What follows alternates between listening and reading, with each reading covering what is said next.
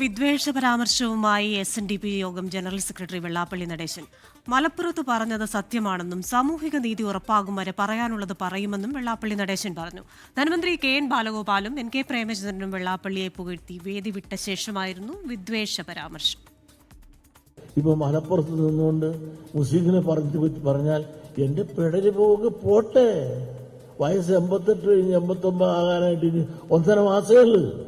ശ്രീനാരായണ ഗുരു employees കൗൺസിലും Sreenarayana ഗുരു retired teachers കൗൺസിലും സംയുക്തമായി സംഘടിപ്പിച്ച സ്നേഹാദരവ് സമ്മേളനത്തിലാണ് വെള്ളാപ്പള്ളി നടേശൻ നിലപാട് ആവർത്തിച്ചത്. പതരാതെ അഭിപ്രായം പറഞ്ഞ് മുന്നോട്ടു പോകുന്ന വെള്ളാപ്പള്ളി നടേശനെ അവഗണിക്കാൻ കഴിയില്ലെന്ന് പരിപാടി ഉദ്ഘാടനം ചെയ്ത ധനകാര്യമന്ത്രി KN ബാലഗോപാൽ. പതറാതെ അദ്ദേഹത്തിന്റെ അഭിപ്രായം പറഞ്ഞ് മുന്നോട്ട് പോകാൻ അദ്ദേഹം തയ്യാറായിട്ടുണ്ട്. എല്ലാവരും എപ്പോഴും അദ്ദേഹത്തെ പിന്തുണയ്ക്കണമെന്ന് അദ്ദേഹവും നിർബന്ധിക്കുന്നില്ല.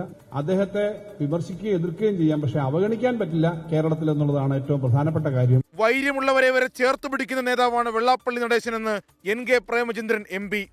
ഏത് ശത്രുവിനെയും അവരെയൊക്കെ ചേർത്ത് പിടിക്കാനും അവരെയൊക്കെ സൗഹൃദത്തോടു കൂടി ഉൾക്കൊള്ളാനും ഒക്കെ കഴിയുന്ന വിശാലമായ മനസ്സിന്റെ ഉടമ കൂടിയാണ് അദ്ദേഹം എന്നുള്ളത് അനുഭവത്തിന്റെ അടിസ്ഥാനത്തിൽ, ഒരുപാട് അനുഭവത്തിന്റെ അടിസ്ഥാനത്തിൽ സാക്ഷ്യപ്പെടുത്താൻ കഴിയും.